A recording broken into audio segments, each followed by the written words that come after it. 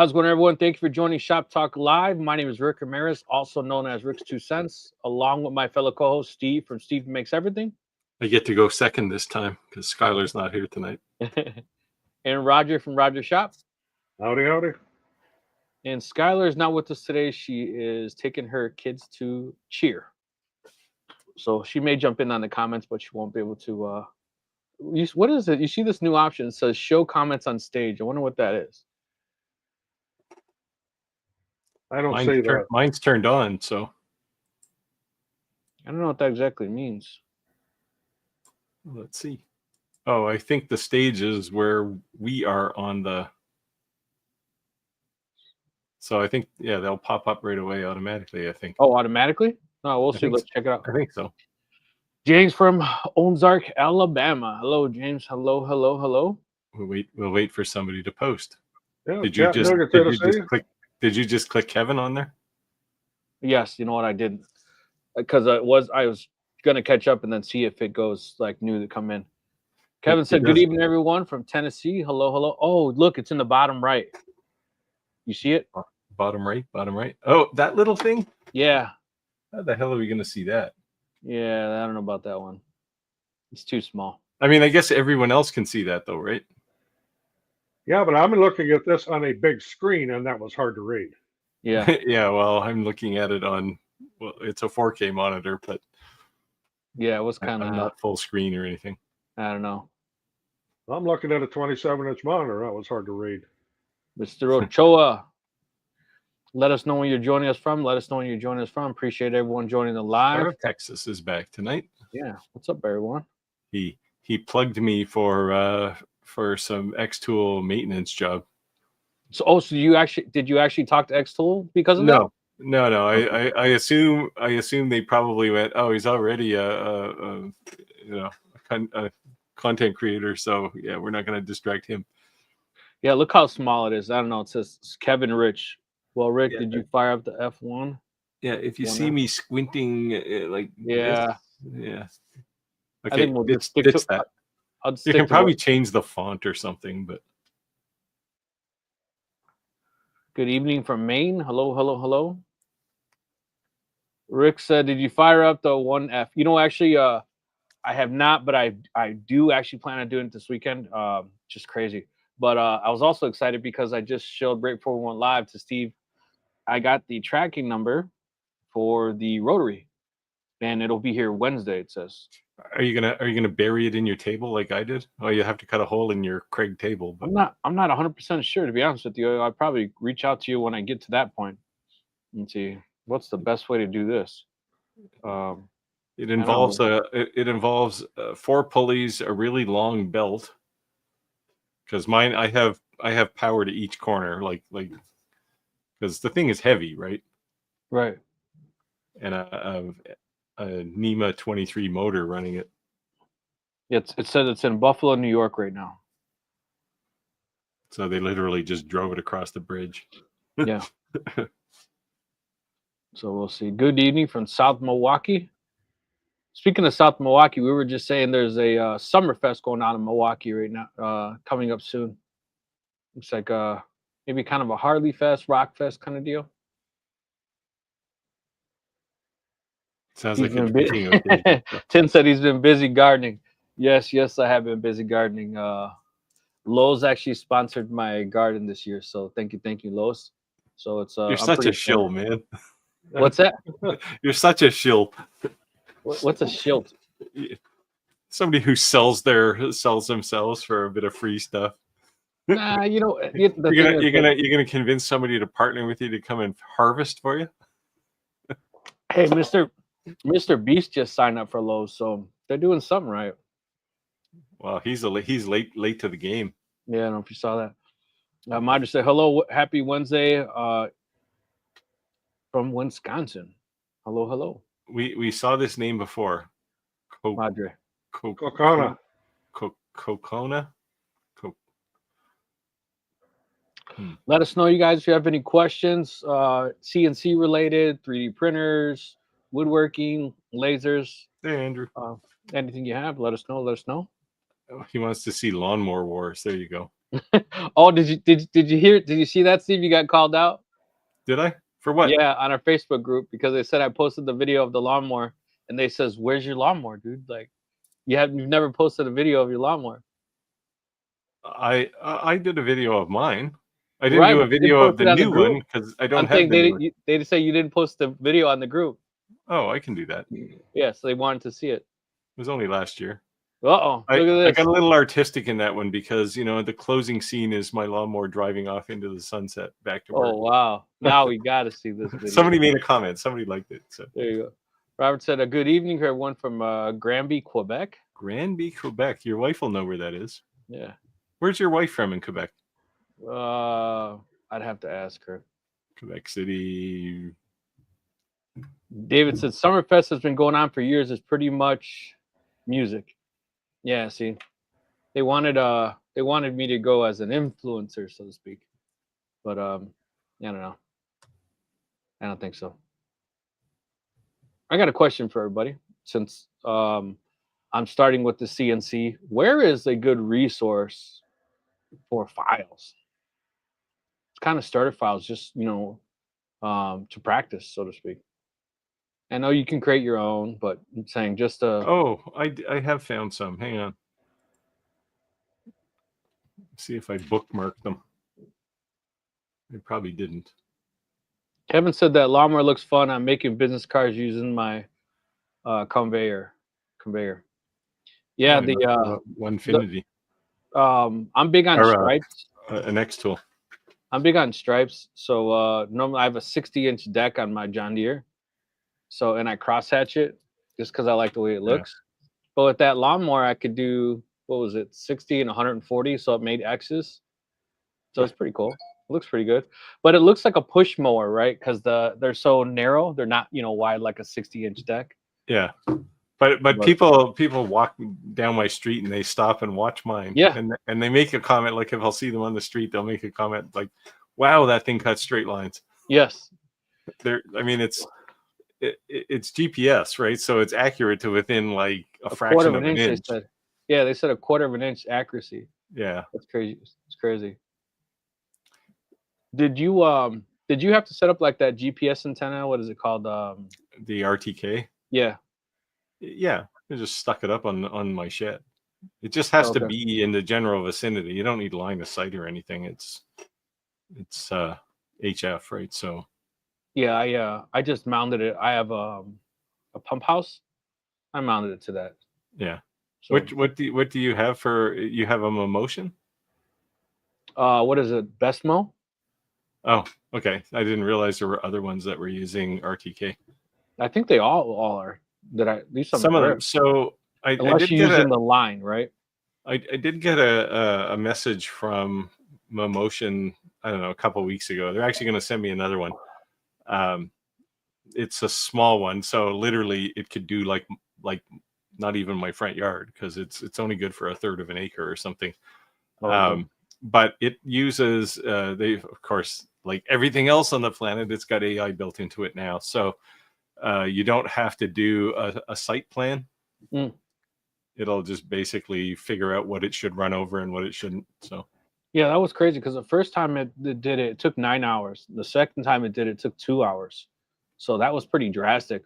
And I was watching it kind of like fumble through my son's playset. It was like boom, boom, boom, boom, like trying to go all the way around this. And I was thinking about making it like a known obstacle, but I kind of wanted it to like cut in all those little areas it could go in. So I just let it do its thing. Yeah, I got mine. I have one spot in my yard where it gets caught. I have a support wire for my clothesline because I have about 2 inches of soil before I hit rock. So it gets caught in that thing twice a week. And it just like it'll try, and it's basically tied up at this point, and it'll try, and then it'll send me a message on my phone and say, "Hey, help me, I've fallen and I can't get up." Oh, nice. Looks like Ochoa is asking you a question, Steve. Yeah. Mauricio. Yeah, no, he watched my spoon video making CNC spoons. You can make that. What did he say? I've designed a couple ugly spoons. Well, it's easy to design ugly spoons. I've designed my share of those too. Yeah. I've been seeing what is that? Wow. It's like a show, a bunch of little kids who are witches. They go to school together. Why can't I think of the name? Little rascals. Like No. how old? No, they're like a bunch of kids who go to school and they're learning to be like witches. Oh, Why can't I I think of the name? don't know. I know people are doing that. But when you say a bunch of kids that go to school, that sounds like They're in high school. every 80s and 90s sitcom. No, it's a newer one. Etsy. Kevin said Etsy is a good place to find some CNC files. Yeah, Yeah, if you guys got a besides there are Etsy, free ones. There are free ones. besides Etsy, I'm not even saying necessarily it has to be free. Just what do you think is a good resource for pre-made files that I could practice with the CNC? If you guys have any good resources. So you know what to do. What's that? You can take any STL file. Like if you want to make 3D stuff, take any STL file and slice it through the middle. In fact, you don't even need to do that. You can do it in VCarve automatically. And then bring it into VCarve, and you can then raise and lower the height to get it to what you want to see, and just fire it over to your CNC, and it'll work. Nice. Once you learn about tool paths and tools and all those things. But there's going to be some learning curves for sure. Yeah, a little bit. But if you know how to run a laser, it's just one more dimension. How hard is that? It's not like they're introducing time, right? So, right. Mine just said, what type of files are you looking for? Nothing in particular, to be honest with you. Just some things to practice. Just because, it's my first real CNC, so to speak. So, yeah, that's all. Kevin said X Tool F1 Ultra. What about it? I asked. He said he was making something on his conveyor. Oh, okay. There's not too many lasers that have conveyors. All right, Roger says he's getting Lord of the Rings vibes from your shirt. That's the tree of life. It does kind of have that sense to it, like. Star of Texas says customer wants a quote for clear acrylic invitations, but wants the words in gold and rose gold letters. Any idea how to get rose gold on clear acrylic? Yeah, HTV. If you do a deep engrave, then you can just run some paint into it, and then take a wet block, put a piece of damp paper towel around a block and just wipe it off, or mass tape it, and then. If you look, I did a short on engrave with the Omni 1 engraving a ceramic tile, and I used that same technique. It's really easy. Yeah, you could mass tape it too, so that way that you engrave and the the problem with masking it is then you got to pick all that stupid tape out. And if you're doing really fine lettering, which you probably are for a wedding, agreed. It's going to take forever. You know, the one thing that I noticed is when I was trying to be like, really careful and not like get it out so that would make it easier to clean up. It seems like it was just a pain to get those off. When I was careless and I kind of left it globby, then it was easy to just rip off. So I was like, you know what? Instead of like, I was just kind of manhandle. Yeah, even this way, if I'm not using masking tape, if it's a hard surface like ceramic tile or in this case acrylic, just blob it in. You don't even have to try and be neat, because you want to get as much paint in the engrave as you can. That's why you want a deep engrave, right? So you can get some paint puddled up in there. Tim said rub and buff if you can find the color. Yeah, I've seen some of that. I've never actually used it, but I've seen other people do it on YouTube, to be honest. I just said, what is the difference and benefits of using the current position versus user origin? User origin is a little bit more complex to do. Current position is kind of a brain dead thing. You put the laser head where you want it, and that's current position. Yeah, I personally don't use either of those. I use just absolute. Oh, I don't either, but I know how they work. Yeah. Yep. Well, I mean, back in the olden days of lasers, diode lasers, everybody used manual positioning, right? Well, yeah, we didn't have any limit switches. Yeah, no limit switches. So yeah, nowadays, if the laser supports supports physical positioning, you might as well just use that. Roger, you want to take this one? I don't quite understand the question. Maybe it's going over my head or something here. Terry said, when engraving tile, how to keep the engraving the 4-inch square that you put the text in?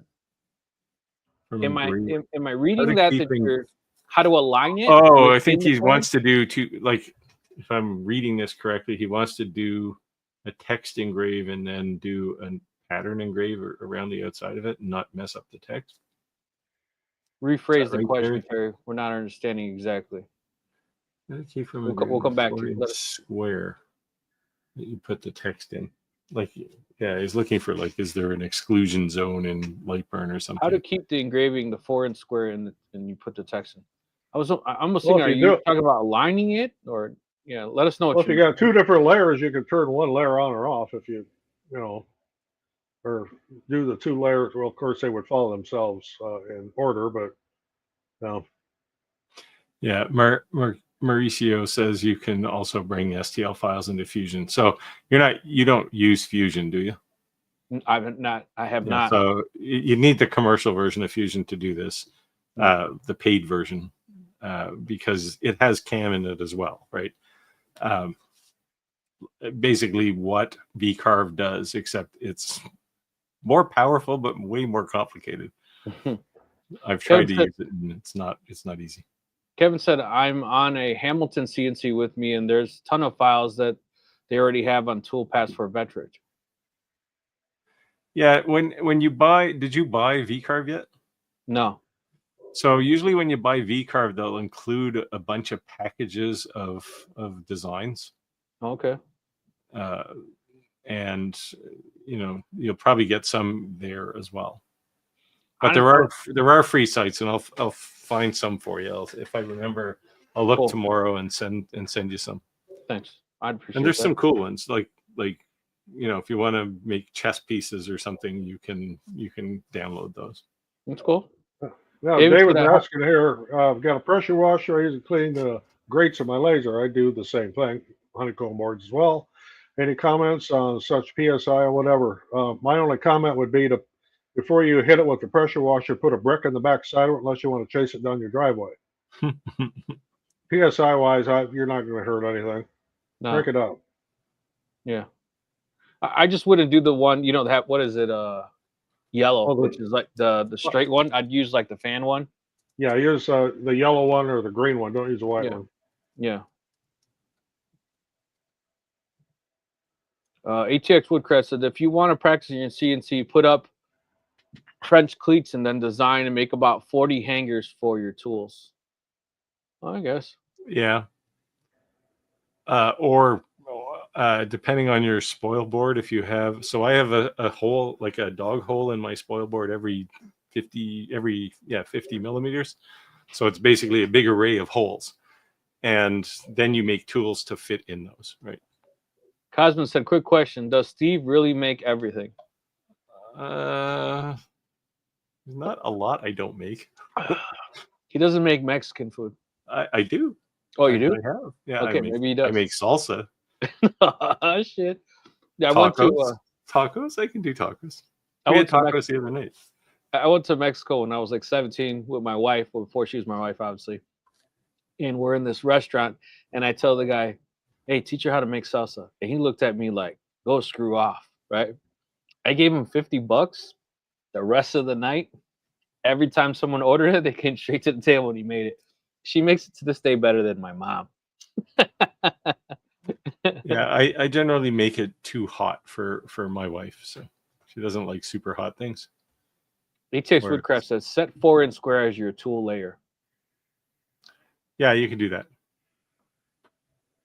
Or just have a separate layer, have two layers, one with your engraving on it and one with your text on it, and overlap them and just turn one off and engrave the other. And don't move your piece in between, and then just flip them. Turn the other one off. And I tend to do that a lot because the different artwork, I use different settings. So I tend to have in my laser layers because of that reason. Yeah, well, you could still do all that in a single job. You don't have to turn layers on and off. But yeah, I know. I just like it that way. I don't know. There are times when you actually have to do that. Yeah. Especially if you're doing something like if you have an X Tool F1 Ultra, for example, you may do two jobs because one is UV and one is IR. Well, blue and IR. Oh, Kevin said, could you post those sites now, Steve? What I'll do, I'll look them up. I'll find a couple anyway, and I'll post them to our Facebook group. There you go. Oh, look at this. They even put StreamYard is making a bunch of new features. To be honest, I haven't had time to kind of just goof around here. But even at the bottom, they have an automatic built-in affiliate link. Do you see that? Oh, is that the thing that keeps shoving it into the description whenever I post something, or is that you doing that? No, I clicked it up to see it, but it didn't. Yeah, that's kind of crazy. But yeah, I'm sure Steve can post it on our Facebook group. Yeah, I know I have some somewhere. I don't use them too often because anything I make, I usually design myself. If you're not a member of our Facebook group, you got to join. You got to join. We are growing. I think we're actually almost like are we almost at 500? Like close, super close. We might be close. I didn't have time to log in today to find out. 494 members. So we're 6 away from 500. Surely 6 people on this call can go and subscribe. Come on. Yeah. Another question for you guys. What do you do when you're getting like stuck? No new ideas, no something to create. Are you like a Pinterest scroller, a Facebook scroller? Like where do you get inspiration from to come up? For me, that's easy. It's Captain Morgan. I was gonna say Mr. Beast, but you just drink a couple beers, relax, and things come to you. Now a few drinks with some Captain Morgan and sitting out there watching the river, and I usually got a notepad, and I'll come up with ideas. I just jot them down. If I don't jot them down, I'll forget. Right. See, I live in an Apple device world, so usually if I'll be walking on the street and I'll pull out my phone and add something to my notepad, and I have 2 pages of project ideas and video ideas too. Tim said, just backed another Ep71 printer. Really could use it this graduation time to do a glass awards. Yeah, definitely seems, man. I don't have one. Obviously, Steve and Skyler had one. But... Another Eufy? Like, Tim, do you have 2? Did you order 2 now?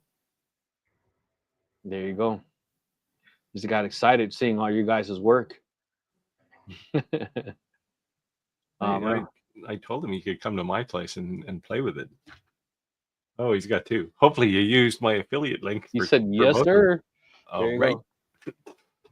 No, it's a nice printer, and I think they're starting to ship at the end of this month, early into July.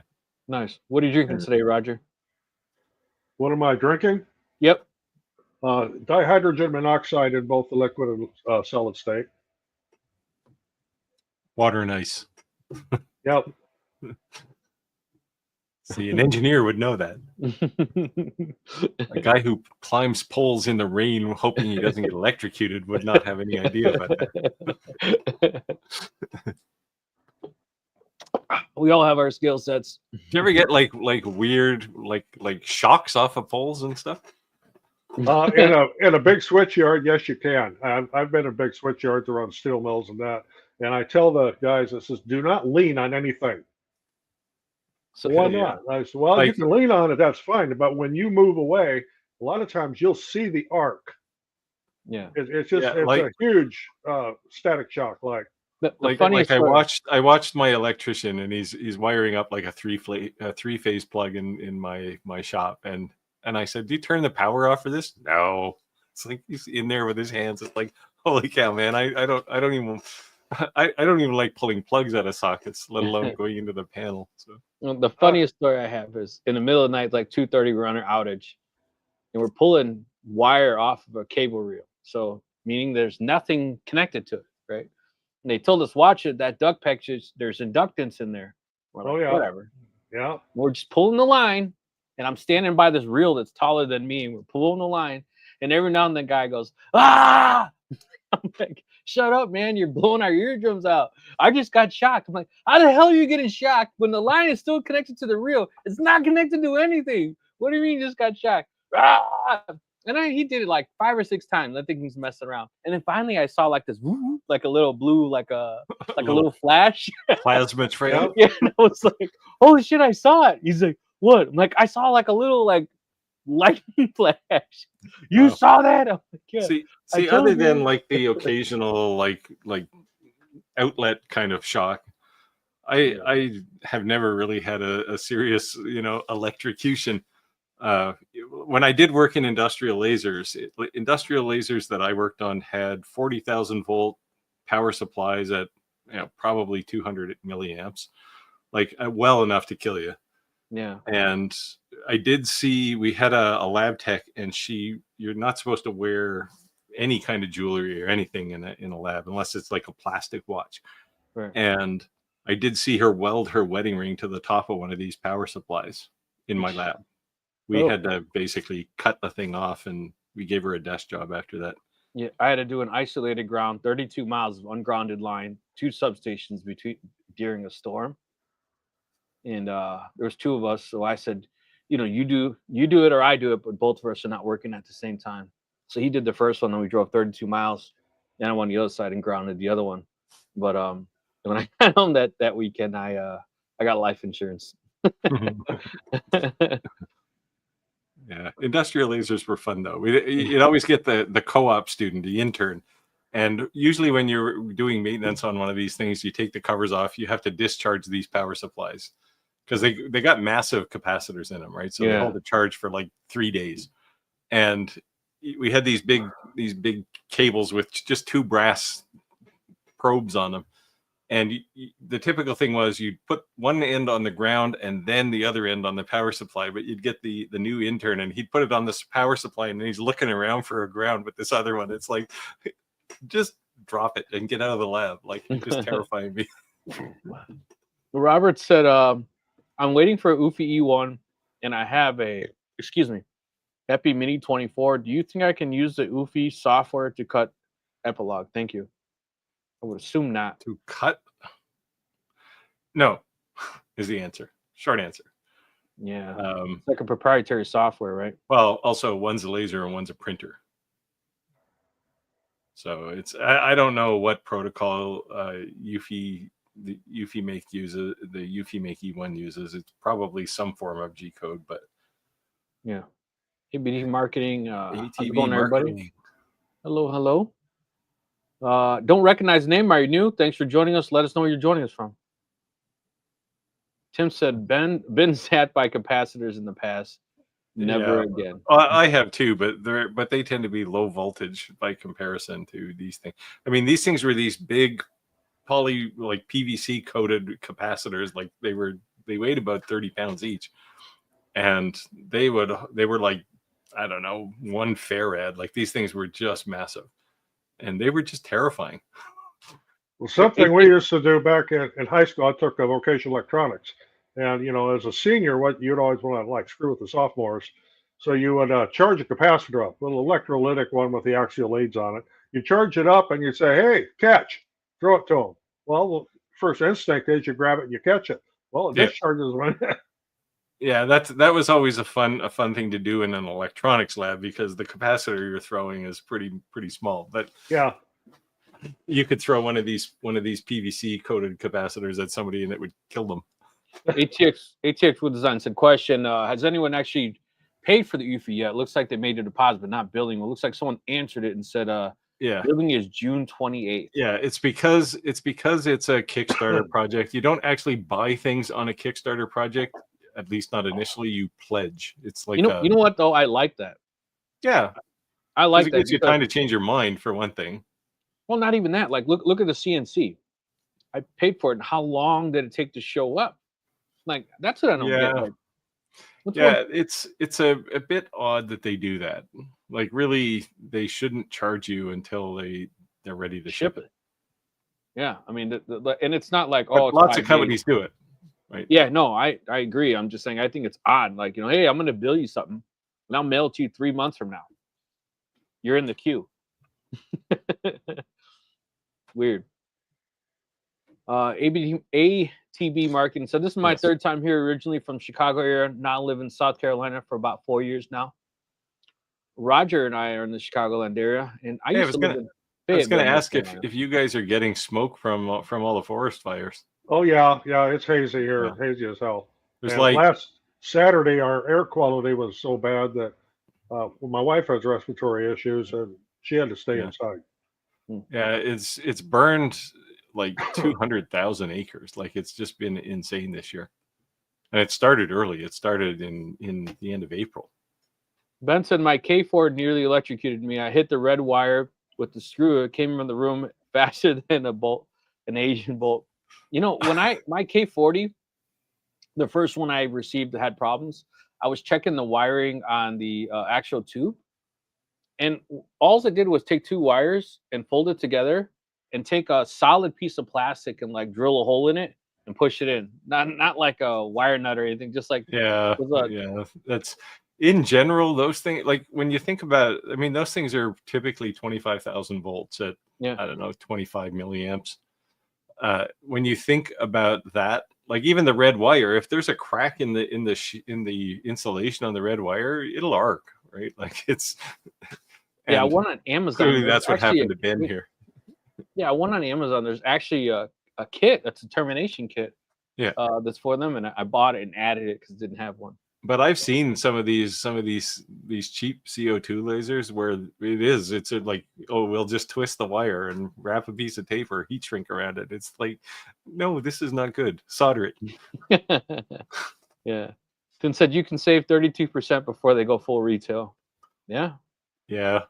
They've sold a pile of these things. Like it's crazy how this thing is taking off.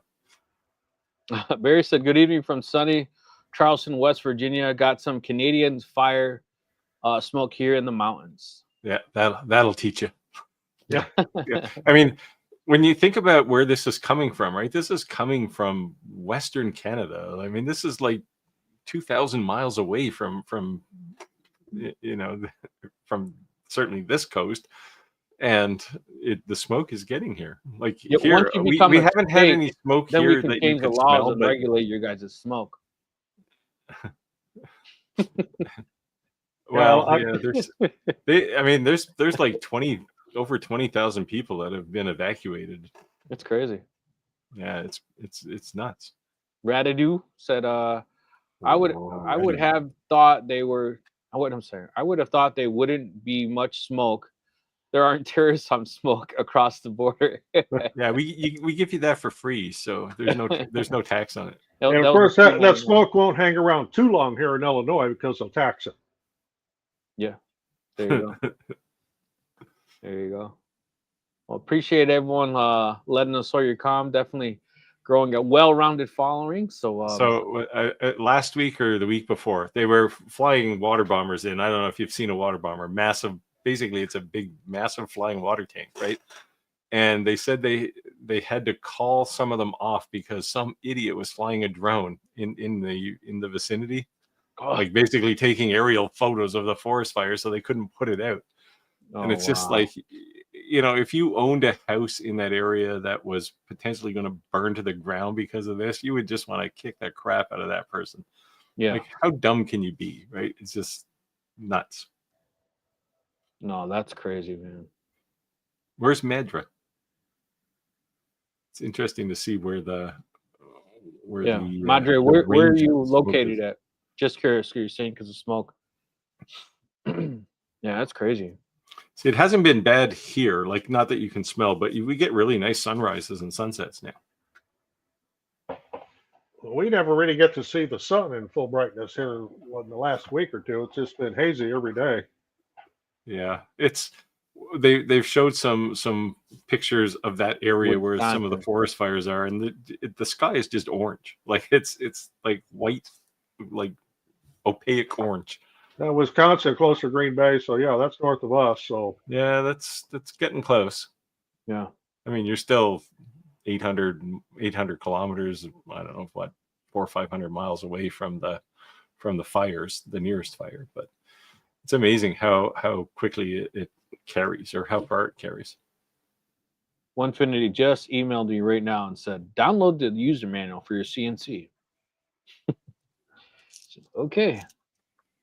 I'll download it. No, I'm excited though. I see that Masso guys just released an update for the controller, which supports the rapid change tool changer now. So this is one of my projects that I have on my list for about 3 weeks now that I haven't gotten to, is to do the update and get my tool changer running without all of the hacks and hoops I had to jump through the first time. Any new reviews or anything coming up for you guys? I have one coming up in a couple of weeks that I can't talk about yet. Also, the Ortour R2 is coming.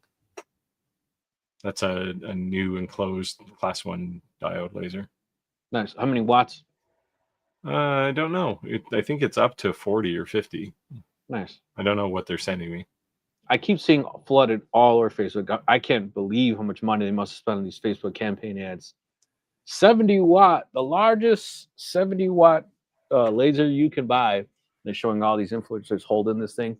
And I'm thinking, like, who's that? I think it's longer, right? Or who is that? Oh, it wouldn't be longer. Watts. It's not longer. Not. Who is it? Let me Google it really quick. I did see somebody selling 70 a 70 watt laser. Oh, it's the thing that Laser Engraver 911 is the Atom is pushing. Stack? No, it's a new one. XL laser. That's it.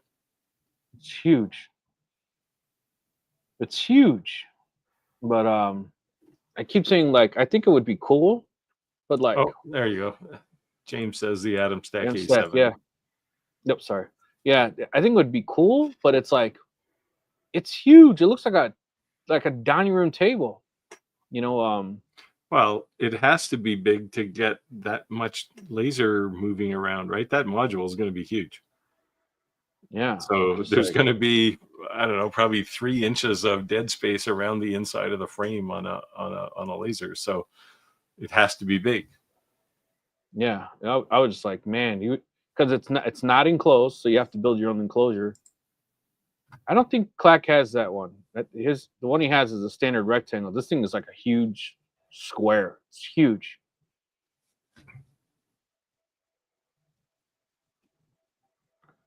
ABT Marketing said, which engraver do you guys recommend for a beginner? I plan to use it for my business for promotional items, tumblers, coasters, glass, wood, acrylics, slate, and more. Then you're looking at a CO2. Yeah, especially with the acrylic. Well, and glass. Yeah, glass. If you're actually going to run a business and you want something reliable, then probably like the X-Tool P2S or something. There's also the Hurricane. There's a couple of other entry, like the Omtech has a couple of desktop ones that aren't too bad. Yeah, and I would just say, just being transparent and honest, like what's your realistic budget, right? Because that's gonna, yeah, you know, yeah. So like my personal preference would be the X-Tool P2S, but it is also the most expensive one. Right. So I mean, you're gonna buy some $2 blanks, and you're gonna go spend $4,000 on a laser. Like, is that what you really want to be? I mean, and there's nothing wrong with that, but just where are you at in that price range? So I was actually just producing a video for my channel about this subject. It's really about, if I buy a laser, how do I have my business pay for it? Like, how do I get my business profitable to pay for it? And how do I measure things like return on investment and stuff? So that should be out, I don't know, maybe tomorrow. We'll see. Is it featuring coasters? I do mock coasters in that one. Yes. There you go. James said the 70 Max. Clack has a A70. Yeah, that's what I'm saying. The 70 Max. That thing is just. Let's see if I can find a picture. 60 watt CO2 is pretty capable. Yeah, the most of the ones I mentioned here, they're all 55 watt, or 60. It depends on how aggressive the marketing team is. but you can get certainly bigger ones. My big laser's a 90 watt, which I use mostly for cutting and fast engraving jobs. There you go. I'm trying to find a picture so we can share it. It's just literally every single time I saw someone holding it, like on Facebook, it was just like holding it like this. It was like it's an massive. open frame. Yeah. Yeah, I wish they'd stop making open frame lasers. Hello, Juan. ATX Woodcraft said Monport Reno 65 Pro is 40 inches wide. Yeah. Yeah, for the CO2. Yeah, if you watched last week's episode, you'll hear a lot of negativity about Monport, though. Yeah, they definitely got attacked last week, right? It was like a big backlash for sure. Not by me, Monport, just so you know. No, and we were being truthful and honest in anything we've had, but yeah, there was some. I have attacked laser companies, but I've done it directly to them, not out in the open. Yeah, there was some disgruntled customers for sure. No, I have them on port. Other than the little temperature indicators going to bad like right away, I haven't had any problems with it whatsoever. I use it all the time. Yeah, I have the Monport K40. My first one was a dud, and the second one's perfect. But I guess anything that's mass produced there could be an issue. But yeah. Yeah, it doesn't matter whose name is on it. You're going to get bad ones every now and again, right? Yeah. Like all it takes is a bad tube if it's a CO2, and you hate the company as a result. Yeah, they were sending me this part, that part, troubleshoot this, through that, and after they finally couldn't get it to work, they just sent me another one, and that one worked fine. But yeah, it's been going fine ever since. So we were talking about duds. You guys want to just make some kindling and practice with lasers? You can definitely make some of these. You know, you could take that design and make do some CNC version of that thing. Yeah, I'm never making these ever again. I think the reason they're not selling is because they don't have that 2.5D texture. You should really try them on a CNC. Make about no, 50. Don't ever make these. I don't care what anyone tells you. They do not sell. I've sold a lot of garden stakes, but mine are smaller. They're only like 6 inches long. Right? Well, take Skyler's advice, like what she told me to do with my porch signs I couldn't sell, is give them away as gifts. Yeah. Yeah. Well, I made this nice little box, and I gave it to my wife and said, "Here, you can use this in the garden." Yeah. So there you go. She could have it for the garden. But yeah. I thought it was funny though that people were really surprised that we were showing duds. You know, every item is not a home run. We could make up a whole episode of just failures. No, it's because on YouTube everyone's got to be like polished, right? Like, but you see, I like to think positively, so I don't make duds. I make firewood. There you go. Really nice firewood. Kindling. Fire starter kits. Well, it's usually hardwood, so you're not going to start a fire with it, but yeah. it'll keep you warm once you get one going. There you go. But no, as stupid as that we'd said about the whole reason we're doing the lawnmower things is because it's not necessarily part of our niche in our channels. You know, we're more of a side hustle makers channels. But the point is that while it's cutting your grass, you're doing something else more productive. You're trying to be able to generate income. And that's the angle I used in mine. Like mine is out there, and what I think is kind of cool is it's got an odometer on it, so you can, in the app on your phone, you can see how much time distance is on it. Mine has pretty close to 900 kilometers on it now. Oh wow. So that's I do have a video I'm going to have coming up here that's really outside of my channel subject, but I'm going to do it anyway. And that is a irrigation controller for our nursery and greenhouses. Right now I'm using an Orbit, just, basic, like what you use for lawn sprinklers. This one is newfangled, and you can actually operate it off your phone. and you can be like 100 miles away, and you can check, and it'll tell you how much rainfall you had and how much water it's put out. The pump's working, if the fertilizer injector's working. So that's going to be my next install here coming up. After we finish fixing sprinkler heads that got broke off in the tornado last week. Yeah. Man. It's crazy. I thought all pro greenhouse type people used Rainbird or something. I used to use Rainbird. All of my solenoid valves are Rainbird. I don't know. I've never had a greenhouse. Well, Hello from Pine Valley, holes. California. Pine Valley, Pine California. Valley, California sounds like the nicest place on earth. It does. Yeah. I don't know where Pine Valley is. Although nice. California's been a little crazy lately, right? I don't know.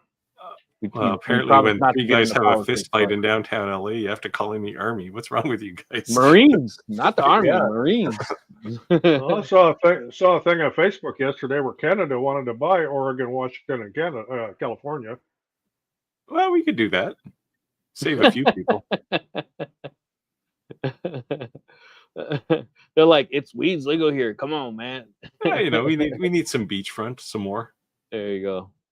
We actually have the longest coastline in the world. I think it's like crazy. Now, most of it is under ice 8 months a year, but I said I'd like to see when the experienced folks here share their duds. It's like help if you see things go not their way as planned. Well, I'll make a point of bringing a dud next week. How's that? I got a dud that's not too far. I don't even know why. The problem with duds is they're failures, but in the end, they just look like something you didn't finish, because at some point when you failed, you just toss it aside and start over again. Yeah, I don't have anything from my shop in here. But. So we say all the time, don't be complacent, right? Complacence what gets you in trouble. Complacency gets you in trouble. And you're in the room, a laser's running all the time. Don't think, hey, I've done it a million times. I've been here. Nothing's ever happened. I can go out of the room, or I could go do something else and just let the laser run. Bam. Yeah. I have had that happen before. I made a ton of these back to back, back to back, back to back. It must have had some kind of filler. And I saw it just go up like a sparkler. Yeah, it's like a Roman candle, right? It's like plastic wood filler they put in there. Yeah. To fill the voids, and it's pretty flammable. Yeah, so I was making them during Christmas time, like a bunch of different prayers. So literally just the same board, just going and going and going. Before you knew it, you had chestnuts roasting by the open fire. I was the laser was like right there. I'm sitting right here, and I just saw. Woof! I turned around, but yeah, crazy. Hey, I like the fact that it's way away from Los Angeles and 4,000 feet up. Yep. Now it sounds even better. Anything that's far away from Los Angeles is okay with me. Like I said, I just made the coolest round bottle openers on the CNC and personalized them with the laser. Combining two machines is cool. Yeah, there you go. That's what you got to do, right? It does. I think I mentioned this. It frustrates me when people buy one tool and think they're going to change the world, right? If you just buy a laser, even if you just buy a CNC, there's a set of things you can do, and then there's a blind spot, and you really need multiple tools. And I think that sets you apart from others, right? Yeah. Being able to do different things. So curious, Madre, what CNC do you use in laser, if you don't mind me asking? Just curious. Let us know. So if anyone have any questions, let us know. I appreciate everyone joining. Happy hump day, as I would say all the time. It's Wednesday. Woo-hoo. Friday's just around the corner. Tomorrow is build my saw day. Nice. My saw stuff arrived today. A guy brought his own forklift to put it in my shop. And I thought the Onefinity came in a lot of boxes, or this thing came in a box that's about neck height for me. So it's, probably 5 feet, and it's a pallet. And it was insane how many parts there were. Steve, looks like we have a question here for you. Eufy laser looks good. I've heard people complain about the Eufy laser. Or are you talking about the printer? How's the I speed assume compared it was to the other? printer. Oh, now he's talking about printers. Okay, must be the E1. Yeah. It's. I mean, keep in mind it's a $2,500 printer, and its nearest competitor is probably 30 grand. So it's not going to be production speeds, right? It's pretty fast, but it's not like I've seen commercial UV printers, and they're just rolling stuff at. Yeah. But they don't promote it necessarily as a high volume production printer. They sell it as a personal UV printer, and It's I think also it about a meets quarter the size as a production. Oh, it's huge tiny. giant. Like Right. it's So I don't know. It's probably 16 inches wide, and it looks like a really big toaster is what it looks like, but it's got that kind of shape. yeah, but I would almost say, and I'm not speaking negative, but just on the appearance and the size, you would know its limitations, right? I mean, if you bought this big giant industrial printer, you may have different assumptions, but when it's a certain Yeah. size, you kind of assume that there's a certain market for it. Yeah, so like a big commercial UV printer is going to be probably 30 inches wide, Right. and most of $30,000. them will have roll film. Now they do have a roll film option coming for the E1. Haven't seen one yet, but fingers crossed. Because interestingly, they've shown an application for it. They've shown quite a few skateboards that somebody has printed the film and done direct transfer onto a skateboard. Oh, okay. That's cool. Yeah, so I'm waiting with anticipation for that. I think that's pretty exciting. Nice. I just said I have a long mill MK2 Aspire, an automation 60-watt CO2. Never heard of automation 60-watt. Did you buy Aspire? Well, you haven't bought anything yet. Are you going to buy Aspire or Yes. VCarve? Aspire. Well, Yeah. Spare no expense. Yeah. What did it say? Go big or go home. I'm just gonna get it all. Go broke or go Said home. totally getting an alt mill. So yeah, it's a nice little CNC. So this is the only thing I say. I looked at the alt mill, I looked at the One Infinity, and then I looked at what's the one that Andy always yells about? Shiboko. Shiboko. To me, Shiboko was like reminded me of like user friendly, hit the ground running, package deal, everything you kind of need, right? So that was their marketing. Like, here you go. It's like, for a noob, you should have everything you need to be successful. We kind of package deal everything together, right? That was their angle, at least the way I took it, right? Alt mail was like new kid on the block, well advanced features, reasonably priced, but new kid on the block. So there's still some bugs and kinks that they're working through. Yeah. So if you're willing to work through those kinks, you could probably get a really good CNC for the value if you're willing to work through some kinks, right? And then the One Infinity to me just seems beefy and more commercial, industrial to me, and that's why I went with it. But to me, One Infinity was a little more like when you walk into a Lamborghini dealership, right? They're kind of like, you want it or not? Like, that's the look I got. Yeah. Because like they know like it's gonna sell. So if it's not gonna sell to you, it's gonna sell somebody else. So the other companies are like, hey, they're trying to get a sale, and these guys are like, hey, you buy it or get out of here. So you're in trouble when the first thing you enter on their website isn't your email address, is your credit score. That's just kind of how I felt. But yeah, I mean, the Onefinity, especially the Elites, are really like prosumer kind of tools, right? Like I use mine for commercial stuff all the time. That's all I ever use it for, and it just handles everything.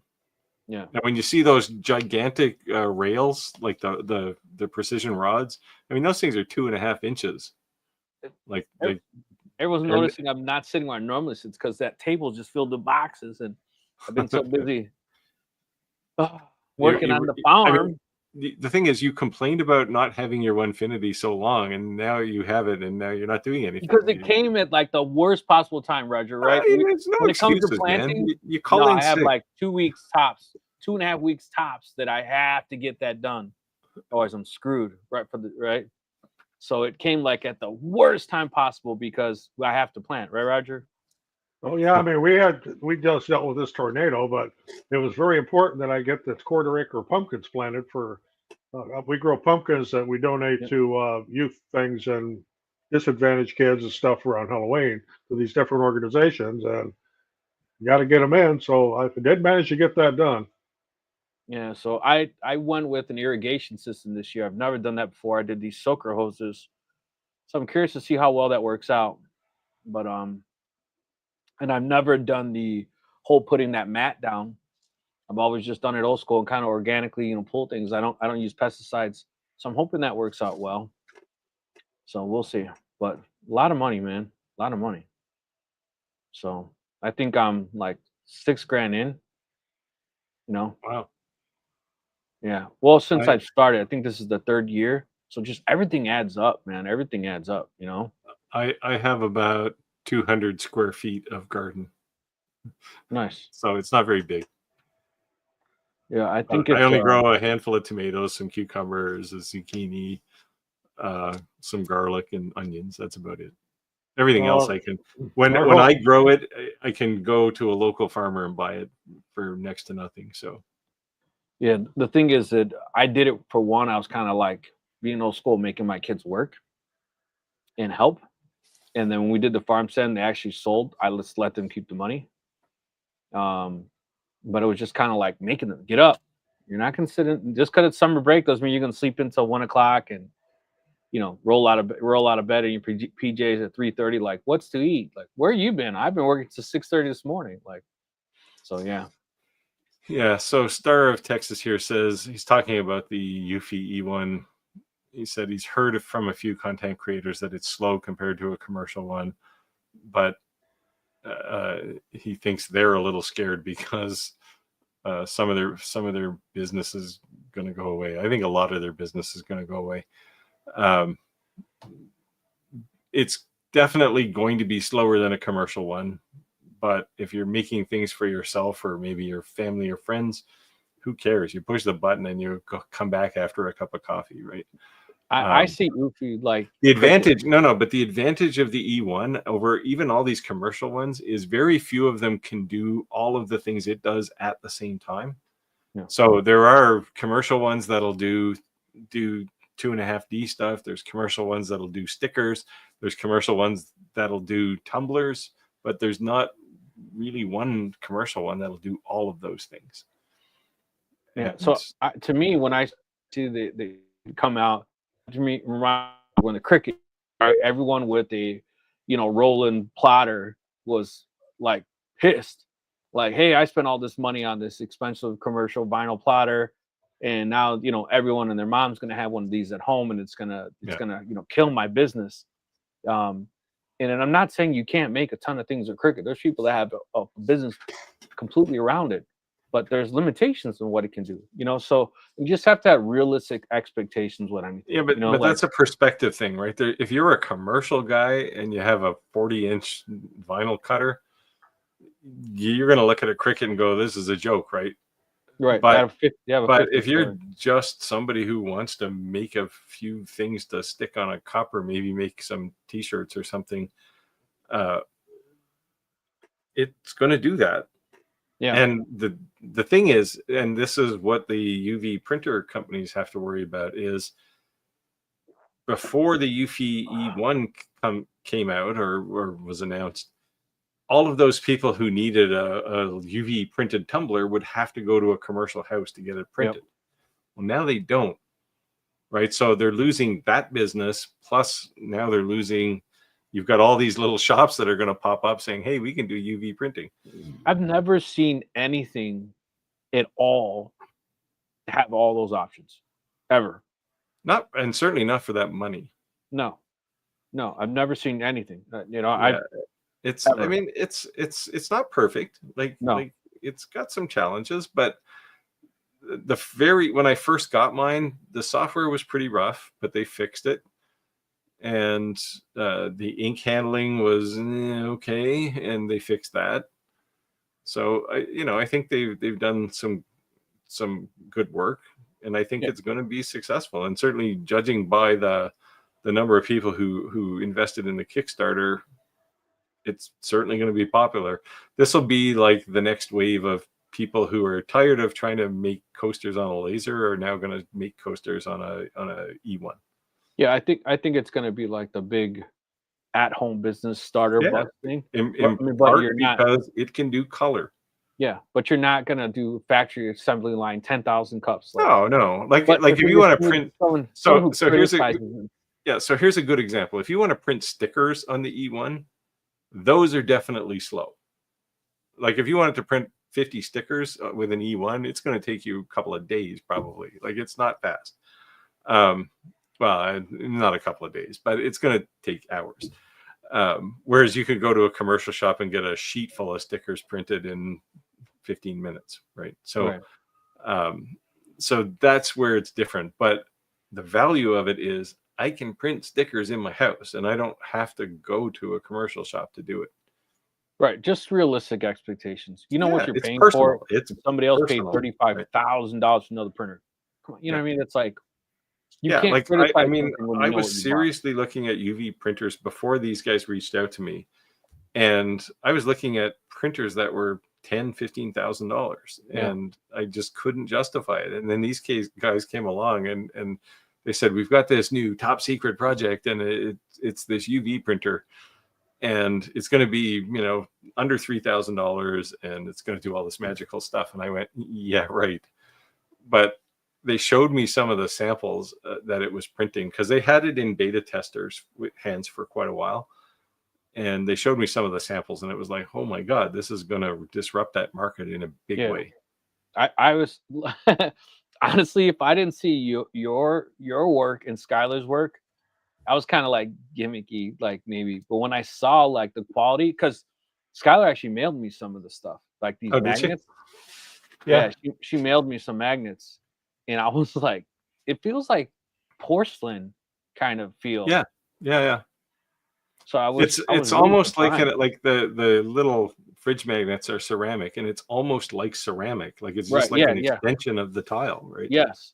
So I was really surprised. I was like, wow, this is crazy. Yeah, it doesn't. I mean, these kinds of technologies don't come along all that often. Yeah, that really kind of screw everything up in the market. And I think this is going to do that.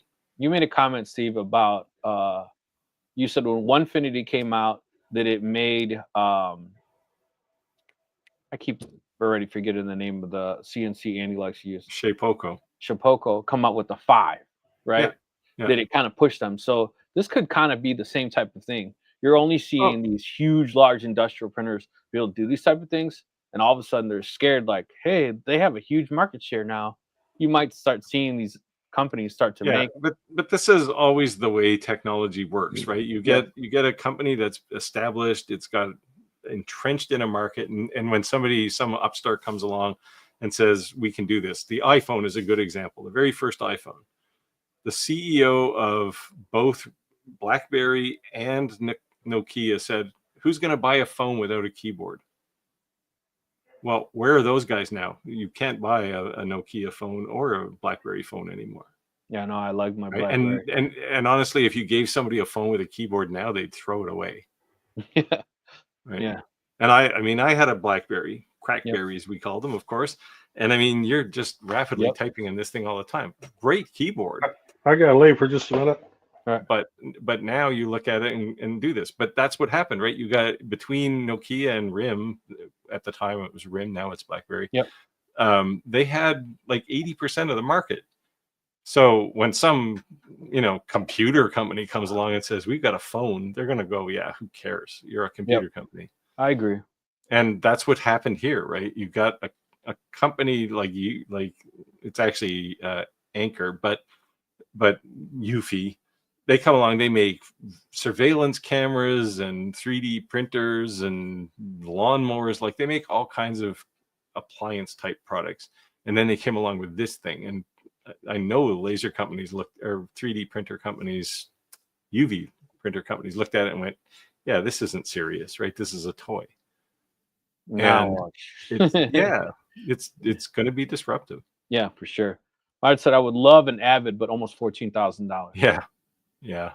I mean, I know I understand why Avids are expensive, but I don't understand, and this is maybe something we should talk to Andy about sometime. I don't understand what makes an Avid so much better than anything else. Because there's nothing Avid, you you can can send us make one for on an what now? Avid that you can't make on your Onefinity. Well, maybe not you, but that was a dig. Well, here's something completely off topic. Why I had to leave for a minute. Here it is 7:35 at night, and we just got a great big delivery to our business from FedEx. Sweet. Say that one more time. It's 7:30, and FedEx just now delivered. I mean, like a huge load. That's why I had to go upstairs. Hmm. And this is a business. Why? It just blows my mind sometimes how late they deliver. Yeah. Ryder said, strange part, Weird did a video where he torched a Eufy factory. They showed a pool sign with 8 foot long. It was a good video. I watched it a couple of weeks, or last week or week before. Like he literally shows you all of the steps in assembling one of these things. Like he sits at the workstation and assembles some part of the printer. But yeah, at the end of that, they did show a piece of film printed on the Eufy. One of the things they're working on also is flexible ink. So not for t-shirts, but if you have things like backpacks and stuff and you want to print backpacks, you can do that. Star of Texas said, I had a blank white canvas piled up, white tiles, sleigh coasters. Now with the Eufy, I can make memorial pieces. Mm-hmm. Yeah. Yeah, I think it's just and for what it as can far do. As far as I know, this ink is you can use it outside. HH Like, I said, think think it's about Eufy interior or exterior. Think about Eufy. It's sold. There's so many people who are selling printed phone case for $5. I could see one of those little mall kiosks. Yeah. I can see. Yeah, and this is so like speaking of phone cases, here's one. Now the advantage here is this fish is actually raised, right? That's the typical thing you don't get if you buy a phone case at one of the little telephone booth type places in a mall. It's going to kill those businesses. It's not that the phone case is $5. It's that I can print my own phone case. I've got like 6 different phone cases. Every time I get an urge to have something new on a phone case, I'll just go print one. Yeah. Roger, looks like you're up. Okay, says David asks, I have an Epson ET2850 where I don't get the blue, that'd be the cyan. The tanks have ink and never run out. Is it a piece of junk now, or is there a fix? There's 3 different things that could be. Number one, is you have sediment in the bottom of that ink tank and it's plugging the little bitty teeny tiny orifice that goes to the hose. You could have a clog in the hose, or inside the printer that goes into what's called a damper tank, and that damper tank has a very thin cellophane side on it, and if that gets any kind of hole in it or leak, it lets air in, it won't let the ink flow. So one of the first things you could try to do is I actually did a video on this on my channel on how to clear that. I've got a PDF file you could download from our website for free, and just keep running that blue. And if you still don't get anything after 10 or 15 sheets, pick the printer up, disconnect it, shake it from side to side. Don't get too violent, you'll have ink everywhere. But shake it from side to side and then try it again. They eventually will clear. Unless you have a bad damper tank. And the only way to know about a damper tank is take the printer apart. And that's pretty much beyond most people's capabilities. This is very easy to break that printer when you open the top. Yeah. Well, there you go. Good luck, David. Craig said, hi, Boston Truck, originally from Rhinebeck, Iowa. There you go. Thank you for joining us. Let us know if you have any questions. And guys, we don't mean to sound like a Eufy infomercial, so to speak. They're obviously not here, but this is a live question and answers, and that is the point of the question. So as they come up, we do answer. So ask away. But Steve, you want to take this one? So Ben says the price for the Eufy is fine. I don't need an expensive UV printer. I was looking at the prices, but I think as long as you don't compete on price, then it's a good buy.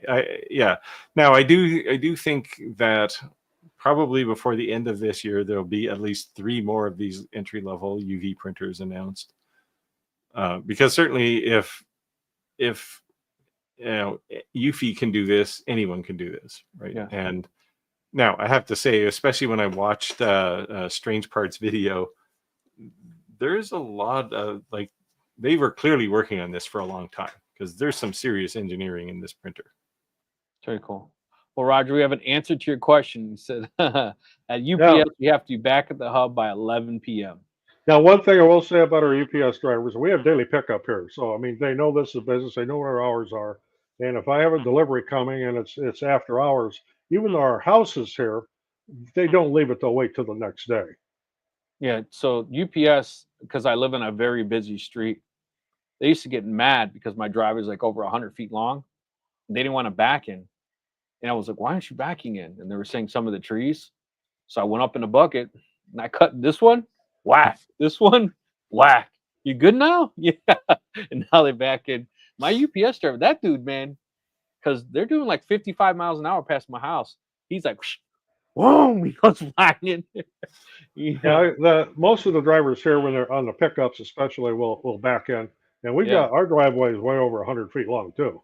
Yeah. But once in a while we'll get a new guy, trying to do a pickup, and he'll stop out in the street and he'll come up. Oh, you got a pickup? I said, yeah, back up the driveway. Well, you sure that's okay? I said, unless you want to carry 100 boxes down the driveway. Right. Back right up to the door. We have a rack there. We have things on dollies, on wheels, and, roll it right to the back of your truck and away you go. Yeah, right. I don't make my UPS driver back in. He can turn around and at the end of my driveway beside my shop. So he's okay. He always leaves a couple of bones for the dogs too. Big Heart said, I hope they came out with a conveyor for the Eufy to make it make longer pieces. Do they? Yeah, it won't be a conveyor. So they're not. As far as I know, they're not coming out with a conveyor, but they are coming out with a film, the ability to print on film, and that will allow you to make something that's very long, and it could be 100, whatever stickers or whatever you're making. So, my thing to me is that if they have, or I actually think they will, a success, I could see them making a pro version then, right? Oh, absolutely. It's an extra couple inches wider. It's maybe a little faster. Right. Instead of like an A2 size bed, it'll be a B size bed, whatever. So I can see that coming for sure. Yeah, I could see that.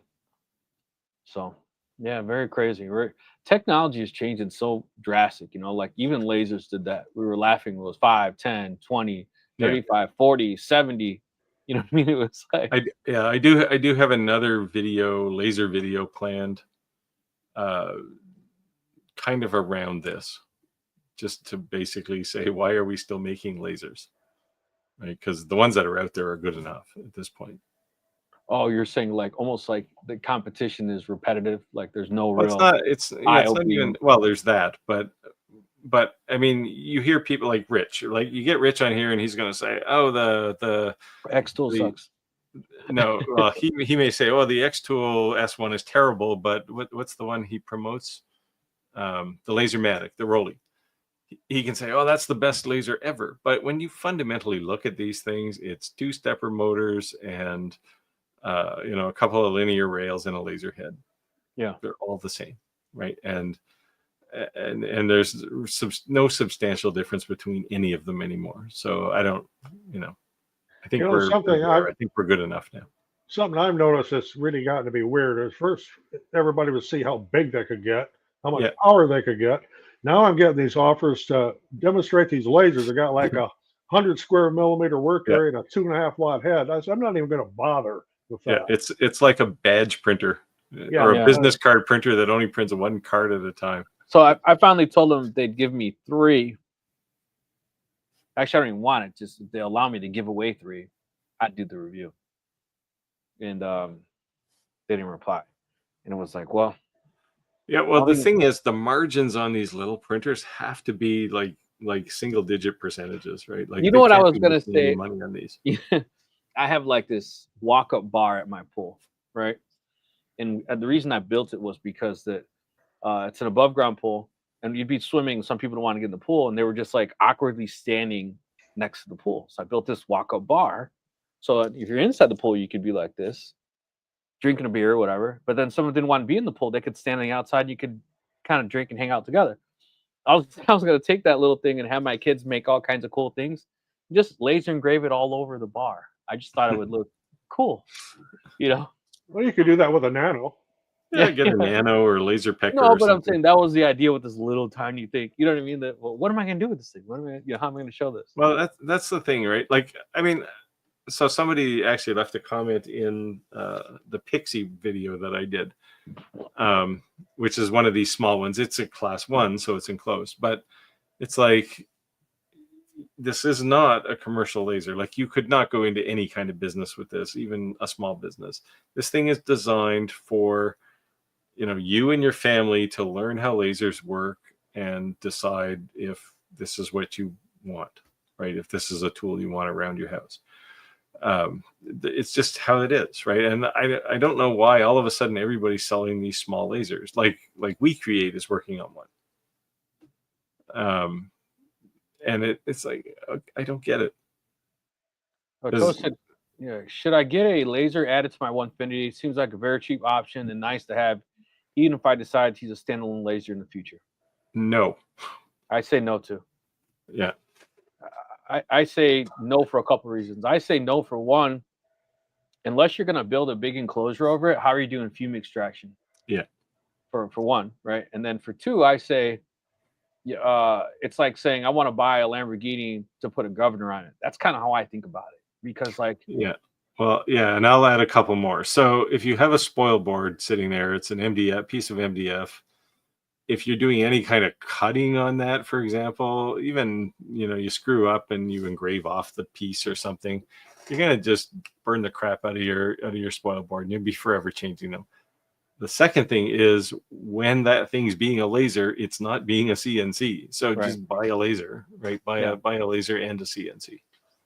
I would just say that for what you could make with that laser, the cost of a laser that would be equivalent would be way cheaper than what you have invested as a CNC, and now your CNC is being used as a laser versus a CNC. Now the one advantage of doing this is, if you want to engrave like a 4x4 sheet or a 4x8 sheet, if you've got a big CNC, right, you can do that. But that's a real corner case. I don't know. I don't do big pieces very often, and that seems to be a lot of money to tie up on something that I might use once or twice.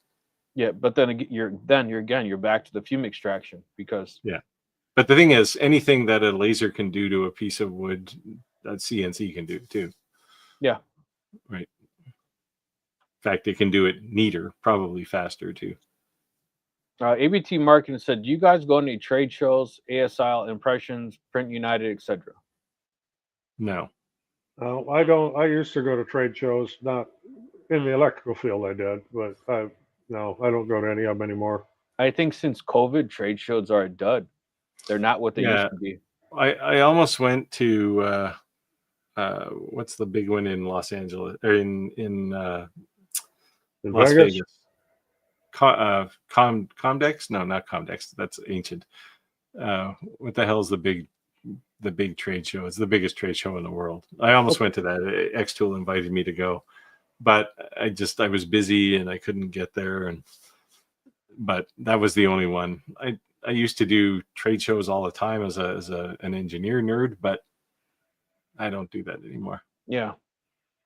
I think since COVID, that's really changed big time. And I think things are slowly.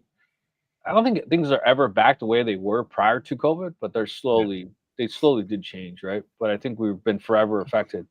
Now, speaking of trade shows, I still have free tickets for Lightburn's show coming up, but you have to send me an email and you have to set up by, or get it registered by, what day is this? Wednesday, by Friday, end of Friday. So if you guys want to go, and it might actually be the beginning of Friday.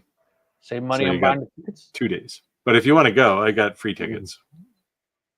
You'll still have to $3.99. pay for your own hotel room and stuff. But it's New York.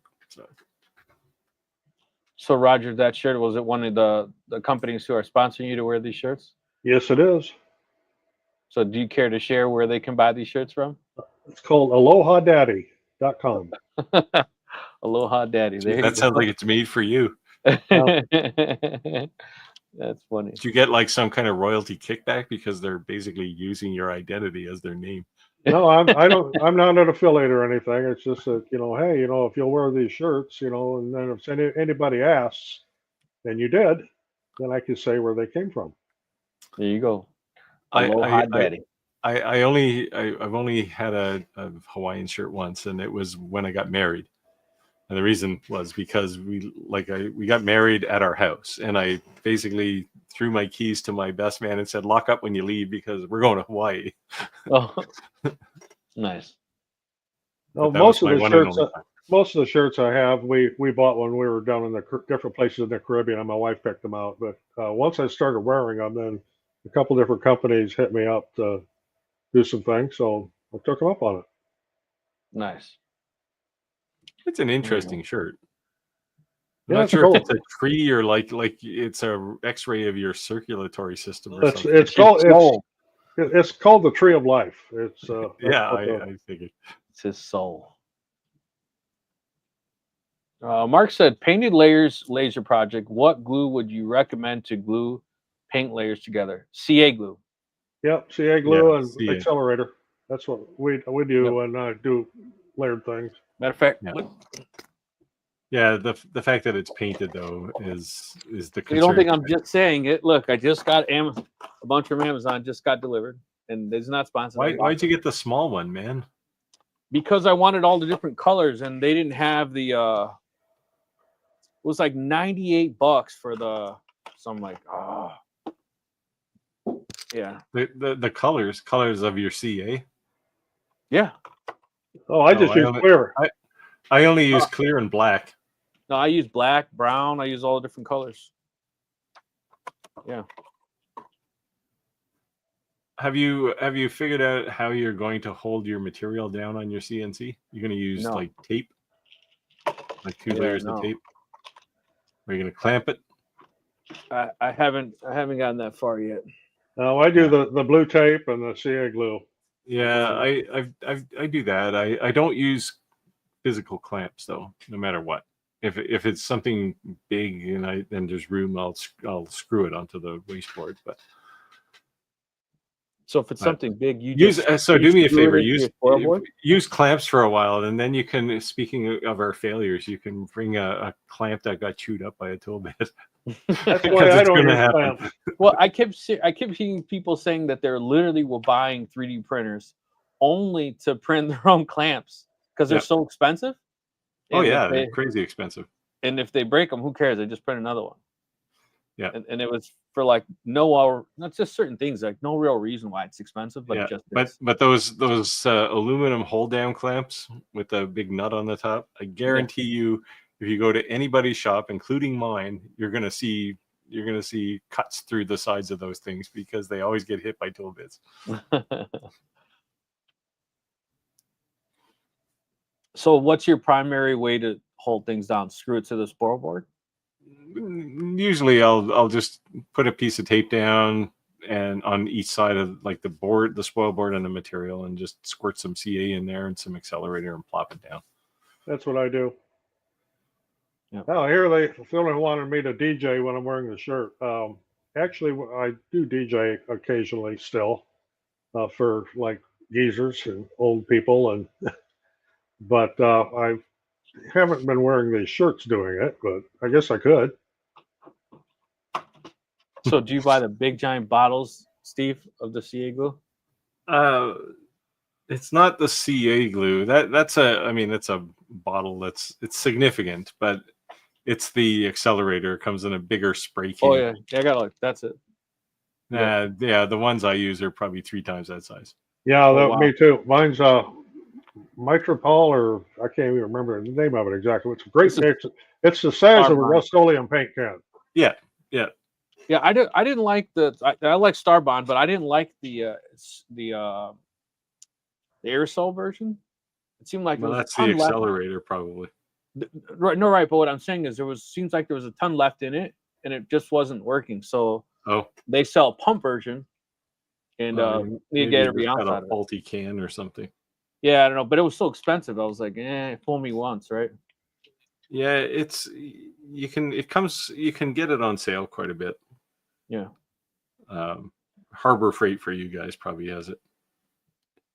You won't get sales on Amazon, but I don't know. not Well, that for what I do on the C, for gluing things down on the CNC, I just use the generic CA glue because I don't care how long it holds, as long as it holds long enough for me to do the project. It literally only has to hold two pieces of tape together. Yeah, but if it's like when I'm doing layered signs and stuff like that, I use Starbond or one of the name brands. Titebond is the other one I use. This Titebond has 3 different viscosities you can get. There's thin, medium, and thick. Yep. Depending on what you're doing. Yeah. So go buy yourself some 2.5-inch blue tape. A few rolls. You're going to use a lot of it. Yeah, I got a sleeve of that. I use that a lot for painting. Yeah, I got some I got some that's like 6 inches wide. Like masking tape. So literally you put it one swipe on a board and one on your spoil board and you're good. Because otherwise you're trying to line it up. You don't want to leave gaps because if the glue squirts in there, you'll glue your material to your spoil board. There's stories. Yep. Yours happened. He says, I buy Starbond glue, but use a cheap activator from Amazon. Yeah, all the activators are basically the same chemical. Yep. Yeah, It all smells bad. Yes. It doesn't smell bad. It just it really gets to my lungs. It's not. Yeah. If you squirt some on your hand and you have a cut on your hand, you'll know it. I've used it like a ton, and I actually felt my lungs felt like a little warm in there. Yeah, and having CA glue and chemical burn. Having CA glue handy is a good way to close cuts if you cut yourself too. Oh yeah, yeah, you glue them right together. It was CA glue was originally developed for medical teams in the Vietnam War for doing emergency field repairs of somebody. Yeah, wouldn't doubt. So now we're on the subject. If you own a CNC, what is your choice of method of holding down your material? I'm curious. Yeah, and if you use clamps, post some pictures. Yeah, I just said I use work. Yeah, and that's the thing too. You can go on our Facebook group and post some examples on how you actually are clamping down your materials. I'm sure everyone has a different to their method to their madness. I'm just curious to see, and I'm learning. I'm normally giving people's advice. I'm asking advice from you. I just said I use woodworking tape for wood. Hippie tape for hippie tape. Hippie tape. Never heard of that. Phenolic. Where do you even get phenolic to cut anymore? Yeah, and clamps when possible for CNC. Never heard of hippie tape. Which I said the great thing about Starboard is all the extra tips they give you. Yeah, that is one thing I do like about them. Like right inside Starbond, I guess. Autocorrect bit them there. Yeah, they give you all the extra tips, even the lids. Yeah, it's good because there's a lot of times when you want a really fine tip, and yeah, most of the big bottles I use, you're literally taking a knife and hacking off the top, right? So it's going to be that size until it's empty. Well, that's not true. It eventually closes itself up, and you have to peel off the CA. But either that or you cut it down a little farther, and make the tip even bigger. There you go. Yeah, I don't do that. I just use a small drill bit and punch it out. Said X-Fasten tape works great for CNC hold down. Yeah, there's double-sided tape or. The one thing I did see, and I was curious about it, is because I do a lot of paint, a lot of my laser engraving. So I was thinking the same thing with the CNC. I saw this really thin, almost like transparent blue tape. A lot of people putting over their wood before they CNC it. I forget the brand. Oh, yeah, it's Oracle or something, right? It's something like that. Yeah. I wasn't sure if that, because they were saying if you use So, masking tape, that it really no, but if dulls you're up the gonna blades. paint it after, like if that's why you use that stuff, right? So, Right. Because um, instead of use masking tape, it really dulls the blades, and that's why I do want to use that particular brand because it doesn't have that effect on the blades. I don't know if there's I truth in think that. that's a stretch. Yeah, That yeah. sounds like an That's urban what legend. I'm saying. I'm not A sure. a carbide bit can cut brass. It's I Yeah. don't think a piece of tape is going to dull it. Yeah, just could be a marketing thing, but yeah, that's what I've read. You're up, Steve. Tim wanted to thank me for my coin video. He was making some coins. The offer's still open, Tim, if you want to come and play with some tools. Nice. There you go. He Might have said, lives not too far from me. I'm sorry. I make light diffusers, so I don't know how to say this. Phenolic. Phenolic is a special order. Yeah. Phenolic is like an old material from like the 60s. They used it a lot in electronics and electricity. Yeah, I didn't even know they made it anymore. Yeah, what is phenolic? It's like Bakelite kind of thing. It's layered though. It's like, think of layered fiberglass, but really thin, like thin layers. It's cool stuff. It's very strong and guaranteed to be flat. Like, I would use it more if I knew where to get it, but the one place I did see that had it was crazy expensive. Or a Mac is awesome, she said. Or a mask. That's it. Yeah. Yeah. 2 Tims. I know lots of Tims. And you can both come to my shop and play with tools if you want. Ordinary Woodworker said, I use CA glue, Fast Cat brand, and blue painter's tape for CNC. So it looks like that's pretty. Yeah, pretty that's common. what I do. Yeah, it's cheap, right? And it's quick. Yeah, that's cool. I've only ever had it come off the spoil board once, I think, and that was me being a little crazy with the tool speed. And just like sometimes if you'll cut a small piece out, like you tape it down, you cut a small piece out of a board or something, and that small piece doesn't have enough adhesion, so it'll pop out. It won't fire out like a table saw, but it can jam the bit and knock the board, the whole board. Oh, I see what you're saying. Kind of like catch it, right? Yeah, it gets kind of jammed in there sometimes. So if you know you're doing those small pieces, you have to make sure you have good coverage on your tape. Because sometimes I'll just run like 2 stripes of tape down and leave a hole in the middle and just put glue on 2 pieces of tape. But if you cut a small thing out of the middle where there's no tape, it's floating after it's loose, right? Now you could use tabs as well, but then you have work to sand them all down after. Yeah. Well, I'm sure I'll be asking you a ton of questions, Steve. You're in for some fun. And Skyler keeps saying, "Well, Rick, if you can learn it, then I'm going to learn it." So I guess we gotta get Skyler to buy a CNC. No, she didn't say if, she said when. Remember? yeah. Well, I before you got on last week, I was talking to her about CNCs, and she's buckling. Well, it's just like, especially she does so much inlay, right? And it's just so easy to do in a CNC compared to doing it by hand. Now, I mean, I'm lazy, so it's easy for me to justify it, but I don't get a lot of joy out of doing inlay other than the finished product. Parts for Seeberg, Wurlitzer pianos. No, we're looking at jukeboxes here because they're. Oh yes, okay. Rockola, yeah. Well, that's got to be an interesting thing.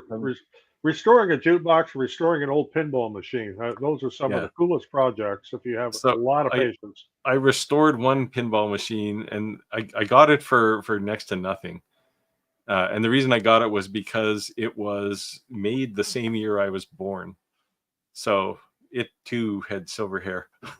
but I didn't think they had. It was a fun project. I mean, when you open one of these things up, the old ones, and you go, "How the hell did they ever make these things work?" Right? Like, was it the one with the crank and it has like a big cone on it? No, it wasn't that old. You insert a quarter, and it was a pinball game called Beatniks. And I played the thing for a long time, and then somebody came by and offered me something I couldn't refuse, and my pinball machine disappeared. But I'd get another one today if I knew where to get one. Nice. Did you have to rewire it? Because the one I did, I had to completely rewire it. I did some, not a lot, but all the solenoids were messed up in the thing, and so you spent a long time cleaning contacts and things, because they were all electrical contacts, right? There was no real high tech in them, other than the fact that there was wire in there, a lot of wire. Yeah. Yep, jukeboxes. They're things I from would days think gone that, by. like, things like that, when we always talk about niches, right? A niche market like that, you have a premium. You charge a premium price to restore things like that. Yeah, because there's not really a lot of people who restore things like jukeboxes. So, anybody who has one and wants it fixed is going to be willing to pay money for it, for sure. Madre, if you're not a member of our Facebook group, I would definitely encourage you to join. I would love to see some of these restorations you do. Sounds cool. Yeah, it'd be nice to see some of them, both in progress and finished. Yeah, that'd be totally cool. I'd definitely love to see it. Yeah, the jukeboxes I have now in the bars and such, you can you run them from your phone. Yeah, they're all digital. Little box on the wall, and everything's digital. And hey, Steve, Vintari says he's restoring a 1979 Star Trek pinball machine. Nice. Oh no, it's for sale. He's not restoring it. Yeah, you should definitely buy it. Yeah.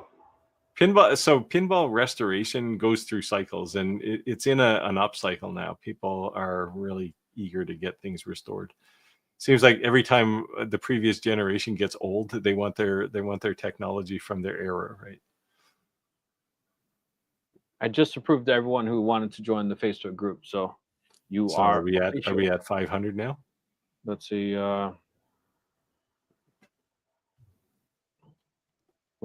We're at 496. Oh, come on, people. we need 4 more people. Yeah, very cool. No, and jukeboxes definitely have a unique style, a sound, right? That mono speaker, especially the older ones with like tube amplifiers in them. They were just so rich, right? Yeah. I mean, a lot of people went to diners to listen to music because it was a better sound system than they had at home back in the day, right? We used to have a diner around here where they had little jukeboxes at each table. Yeah. At the end of the table. Oh yeah, those were cool. I remember those. Yeah. I remember those. Yeah, those are cool. You know what I wish they still had is drive-ins around here, Roger. Do they have drive-ins in Canada? Not anywhere near where I live. Oh, that's not true. There's one probably an hour from me, but it's the only one left in like Eastern Canada. Oh, there's one here right across the river. It's on Highway 61 between Davenport and Clinton, I think, up towards that way. I haven't been there in quite a few years. But the way the drive-ins are now is you're listening to the sound on your car radio. You tune it to a certain channel, and back when I went, you had the speaker you hung in the window and big metal heavy thing. Yeah, but those things have value now too. Like if you find somebody who has those speakers that hung on your window. I mean, when I was in high school, we had a drive-in close to us, and that was always a good date night. Yeah, I spent most of my time at the drive-in in the back seat, and I never really watched a movie. Yeah, well, that's what I meant. It was a good date night. Yeah. So when I remember I was a freshman. I had my license at 14. I had asked my girlfriend at the time, did she want to go to the drive-in? And her mom said to me in front of her father, "I don't think she's ready to go to the drive-in yet, Rick." And I said, "What? Why?" And I was like, "Oh, okay." I was just saying to go to the movies. Her mom said she's not ready yet. I was actually disappointed when our local drive-in closed down. I mean, there's a certain charm with drive-ins. No, I loved it, man. I used to take my kids. It was definitely a blast. I remember I was a kid going there all the time. There was 2 local to me, one in West Chicago and one in Aurora. They're both closed. So yeah, there's not many left. No. Like I said, there's one about an hour from me. I don't know if there's any more until you get into like Western Canada. I mean, there's probably some, but it's definitely a blast. Something cool. Yeah, it's one of those things, right? It's I guess two sets of fun. So when you're a teenager, it's a different kind of fun, but when you're as a kid growing up, it's definitely fun too. So. You know, you go to a drive-in, you got relatively bad picture, you got okay sound. But it was always a good time. Sometimes you take a carload of people and just have a party. One time I went to a movie, and I had the Delta 88, and it was all tinted up, and I had the back seat completely loaded up, and I had the trunk full, and we pulled in, and the guy says 2. I'm like, yep. I paid for 2. We pulled in, we parked, popped the trunk, and it was like one of those circus events. Yeah, I had a friend with a 1965 Chrysler New Yorker. You could put 6 guys in the trunk real easy. Yeah. So a lot of people are saying they enjoyed the drive-ins as well. That's it's crazy. That's just something that kids won't even understand. Yeah, sneaking in the trunk, exactly. There's a lot of things modern day kids don't understand about old geezers like us. Well, not you. You're still young, Rick, but no, but it was just, I don't know. It was definitely a family event, something you could do. It was not the same going to a theater. It was a good time. Well, there used to be a drive-in really close to where I grew up, and we could ride our bicycles up on the highway and get off off the highway on the bridge, and we could see the movie. You couldn't hear it, but we could watch it. But that movie, A Clockwork Orange, came out back in the 70s, early 70s, and that was like one of the very first. It'd be an R-rated movie now. Back then, it was like X, and we're like 14 or 15. We got to go see that. That's not exactly the kind of movie you want to watch as a kid. That would change you. Oh, yeah, it was bizarre. Yeah, Roger saw Debbie Does Dallas on that movie theater. Crazy times. Yeah. So sneaking into the trunk. Yep, a lot of people did it. I guess we're all aging ourselves, but you know what's funny is that when you look at the data, right, on our who watches and who volunteers, it looks like for the most part everyone's around our age anyway. So I think they kind of understand. We don't unfortunately tend to draw our younger crowd. So no, that's fine. I don't know why. I'm so young and vigorous. No, I had to have a nap this afternoon. It's this. It's this. Because to be honest, the hobbies we're getting into are pretty expensive. Maybe the younger kids, they're just right priced. That's probably what it is. It's kind of too bad. Like certainly things like diode lasers, and maybe this is the advantage of these small ones that are $100, because it allows people who don't normally have the means to do that kind of thing to get a laser, and it doesn't take a lot of space. So if you live in an apartment, you take it out on your balcony and run it, right? But yeah, I mean, somebody's not going to buy. I mean, like my 90-watt laser weighs 400 pounds, right? So it's not like you're going to buy one of those or make one yourself or anything. So Kevin said, when I was younger, I went in our PJs and sit in the back of my dad's truck. Yeah, see? Yep. Yeah, my parents had a station wagon, and my sister and they had our pajamas on us, and we get in there, and of course we fell asleep long before the movie was over. But yeah, I remember those days. Get popcorn and popsicles. And Jim said, late arrived from Chicago. Jim, did you ever make it to the drive-in on North Avenue in West Chicago, or maybe to the drive-in in Aurora, since you're in the area? Just curious. Well, he's from Joliet, right? Yeah. Yeah, it's close. Is it? You make it sound like it's like next door, but West Chicago and Joliet are kind of on opposite sides of Chicago, right? I like this here. Third try. I saw Star Wars for the first time at a drive-in in Los Angeles. 1963 Buick. Nice. Wow. You'd have space to stretch out in that thing. Yeah. It said Arctic Designs and Arctic Design and Creation said, it's not the same watching Netflix through someone's window with them knowing they're driving through the good old days. Yeah, it tends to draw a different group of people. Yeah. I'm 39, but I have been told I have an old, so there you go. Yeah, I'm much older than that, and my wife keeps telling me to grow up. Now, Woodstock said, I used to live in Marietta. Marietta. Hello from Warren's Robbins, Georgia. Hello. Thank you for Warren joining Robbins? live. Thank you for joining live. It's got to be near Atlanta, because isn't everything in Georgia close to Atlanta? Grum said, did not do a whole lot of drive-in movies. Well, Some my of us were more lucky than girlfriends back in the day, and I really enjoyed them. Yeah, I've been to many drive-in movies. I've only watched a couple of them. But. Yeah. Jim said Aurora had R-rated movies. They actually had one that was on New York Street. And when they started building subdivisions around, that was one of the reasons they closed it, because they were showing R-rated movies. They said they didn't want to be able to see it from people's houses. Last movie I saw in the drive-in was Smokey and the Bandit. Smokey and the Bandit. That would be a fun drive-in movie. Yeah. If there was still a drive-in crowd here, I would definitely take my kids, 100%. So if you're trying to invest in something, open the damn drive-in in the Chicagoland area. Back in the 60s. Yeah, there you go. Tim Sand says, I live one block over from the old Capitol Theater where I saw Star Wars in 1977. There you go. Yeah, I remember lining up, one of many people lined up around the block to go see Star Wars. And when I watch it now, it's like, this is not a great movie. I know the storyline's pretty thin.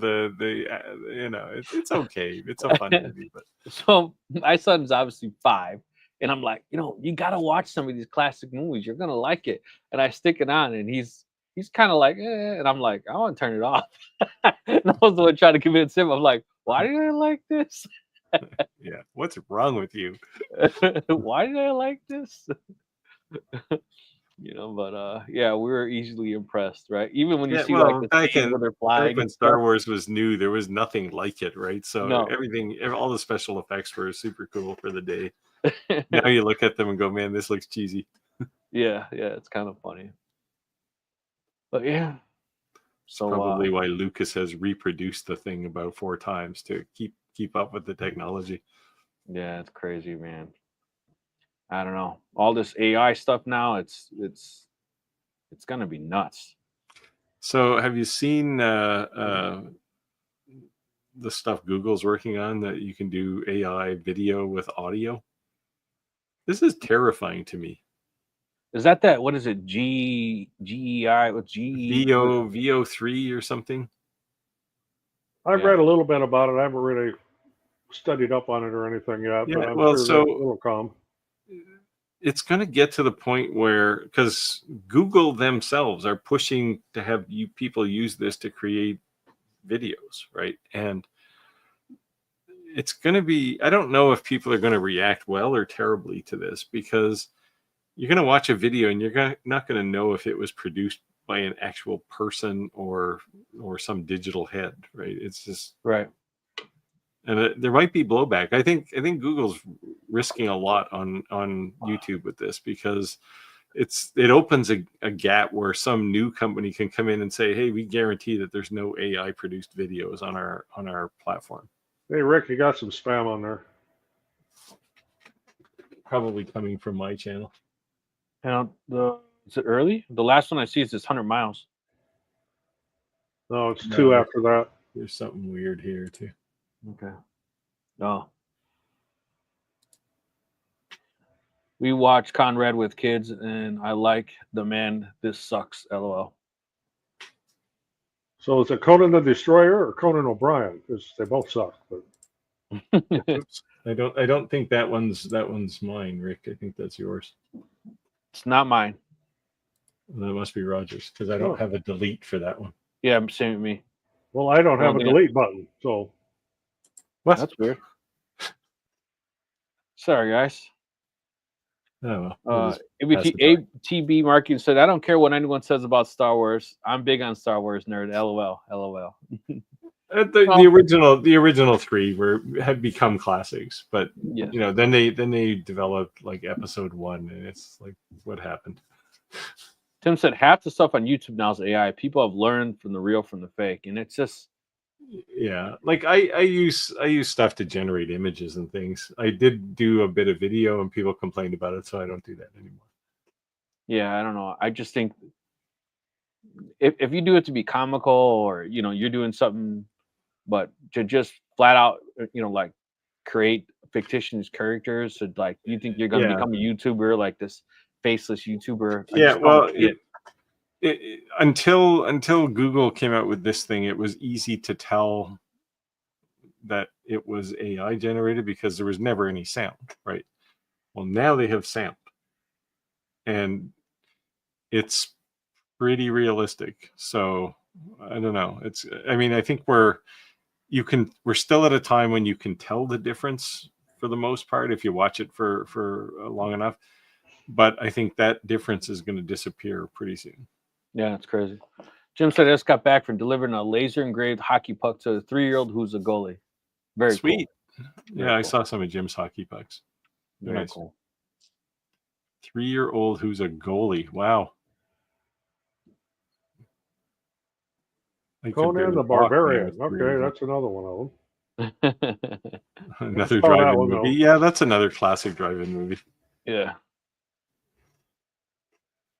So, all right. So here's the question: what was the last movie you saw in the theater since we're starting to share? God. It's in a drive-in. That'd be cool. At a drive-in, I can answer. At a theater, I can't.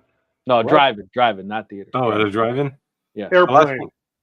Airplane. What was yours? Airplane. Oh, the last one I saw was Flash Gordon. It was a pretty bad movie. In fact, here a couple weeks not ago, the old Flash Gordons that they used to play in drive-ins. The new one with I forget even who was in it. It was just such a bad movie. Well, there's a bar here that my wife and I go to quite a bit. It's kind of equivalent to like Cheers was on TV. Everybody knows your name and they know what you drink and all this and that. And there's a trivia game that always play. You can play the trivia. It's a video thing. And there was some questions on there from that movie Airplane, and bang! I got it. And everybody at the bar could quote lines from that movie. Everybody has seen it. It's a standard. I mean, the famous line, "Stop calling me Shirley." Yeah. Pick the wrong day to quit sniffing glue. And Back to the Future. I love Star Wars. I'm a nerd, though. I never grew up. No, I'm not hating on the Star Wars. What I was saying is that as a child, when you watched it, you were just so like awed. And when you watch it now versus what we see on TV, you're kind of like, But I get it. No, it's Fast Times at Ridgemont High. That's a fairly new movie. Yeah, but you got Spicoli and Mr. Hand. Jeff Spicoli. Yeah. Yeah, we get pizza delivered to the room. I went to school with people just like that. And I'm sure they're in prison or something now. I noticed a shift of people avoiding AI art and learning the skills themselves. I haven't seen that. I've seen the exact opposite. Well, I guess it depends on how much of artistic ability you have. I feel like I'm one of the people that can't really draw stick people. So, yeah, I use a little bit of AI stuff. And it's hard for somebody to pull a copyright claim on you because, boy, they love doing it to me. All right, Steve, you're up. Yeah, so Jim sent me a message the other day asking if I knew the settings for Slate coasters for an Omni One. I never write these things down. It's usually just by feel. I set these things, but he managed to get it working. So, wow, you moved the focus up 4 millimeters. Well, yeah, that'll do it. It'll make it whiter. He was worried it wasn't getting white enough, like the engraving wasn't clean. Yeah. Step Brothers. Oh, that's a real modern movie. Sixth Sense. Yeah. Wow, we're into the 90s now. Well into the 90s. Well, I think one of the wildest movies I ever saw at a drive that I actually watched was Last House on the Left. Yeah, that was it's like a thriller, right? Like a suspense thriller. Yeah. Ordinary Worker said, I asked Groth AI if it could generate G code, and it said, yes, it can. Let me know all the information it needed. Yeah, so I actually tried this the other day. I wanted ChatGPT to generate an STL file of a rook or a knight on a chessboard. And it said, sure, I can do this for you. And after a few failures, it finally said, here's an STL file you can download. And I looked at the thing. It was basically a tapered cylinder with, it looked like a pencil, the end of a pencil. It's like, okay, not only is it not a knight, it's not a chess piece. Oh, wow. That's too funny. So, yeah, there's still some work to do. Yeah. I haven't honestly used ChatGPT to really generate images. I just use it for like descriptions and polishing my emails, things like that. Yeah, it fixes a lot of things for me from a typographical perspective. But Yeah, my favorite Martian. Yep. Wow. Now we're into the 2000s, I think. Oh, no, my favorite Oh, Martian. no. Well, if you're looking at the one from the 60s. Yeah. I can't think of his name off the top of my head, but he was the one that played Mr. Hand in Fast Times. Yeah. Yeah. Crazy times. Things that our kids will never understand or be able to yeah. Those are definitely nostalgic moments. I really love the driving. And you know, of course, you had Phoebe Cates coming out of the pool in the red bathing suit that basically changed life for every teenage boy in the 80s. Yeah. What are you going to do? Well, we're almost at time. So if you have any last minute question you want to squeeze in, let us know. Let us know. We're here to help for sure. For sure. We appreciate the camaraderie and shooting the shit, so to say. Or I know I definitely use this as a time to for like a break from work. And I really do enjoy this live. So I know some people just come to hang out, and that's cool and that's fine. Well, I got something here I could kind of share that actually happened last week. There's a conservatory by us. I have a security camera. And just before it hit here, there it is. That's crazy. Yeah, that was like your backyard, right? Yeah, it's not very far from our backyard. This is before it touched down. It touched down just behind our property and then ran across part of our property, jumped up, went across the street, and ran down about 8 more blocks and hit a mobile home park. And that was not good. They always head for mobile home parks. Oh, yeah. I would never buy a mobile home just for that reason. What I didn't understand was when the press wants to interview these people that live in these places. I mean, there's nothing wrong with living in mobile homes. I mean, I'm not being a critic there, but they always look for the smallest, skinniest guy with the fewest number of teeth they can find to interview. Yeah, intentional. And then I swear every time he's got a 400-pound wife. Yeah, makes good news. Yeah, it's a stereotype, right? So yeah.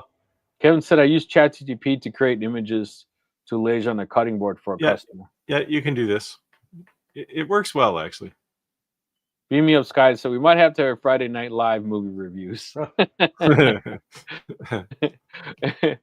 No, let's not do that. Let's not do that. Oh yeah, Ray Walston. Yeah. Yeah. My favorite Martian. Where you're actually watching it live at the same time. Star Tech says, y'all keep me entertained while I'm delivering. Nice one. Nice one. Stay as long as he's not a doctor, that's okay. You know, he works for UPS, remember? Yeah, I know. LOL, Mr. Ed, a horse, of course, unless the horse is talking, of course. It's a talking horse. Mr. Ed. Yeah, talking. I don't remember Mr. Ed being on the movie theaters. I definitely watched it on TV. Oh yeah, it was a television show. Yeah. Ray Walston, Bill Bixby. Oh yeah. ChatGPT is safe for code, and you're Mr. Hand. Okay. Yeah, Wilbur. That's who took care of Mr. Ed. Hello, I grew up in what is it, FLA? Florida. Oh, come on, even I know that, man. FLA. The big joke was which trailer park got hit today.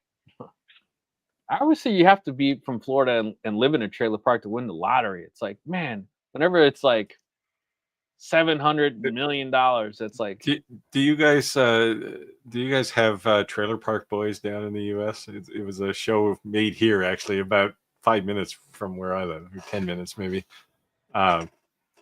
It's just so bad, but it did get syndicated. And I know of some areas in the U.S. were forced to endure it.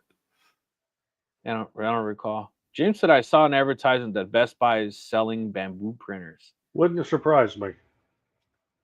That's gonna be crazy when you can walk in a store and buy something like that and walk out. That's I'm wondering what that says about bamboo. Or like, have they hit rock bottom now? Have they filled their market and now they can't sell them anymore? I don't know.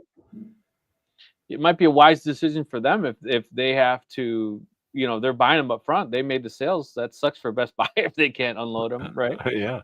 Well, what I'm wondering, a lot of the stuff you can buy on Best Buy, they don't stock in the stores. You can only buy it online, and then it's drop shipped to you. Like Walmart. Yeah, Walmart's good for that too. So yeah, they basically have a store system like Amazon or not Etsy, but Amazon, right? Where third parties can go in there and list themselves as a seller. Yeah.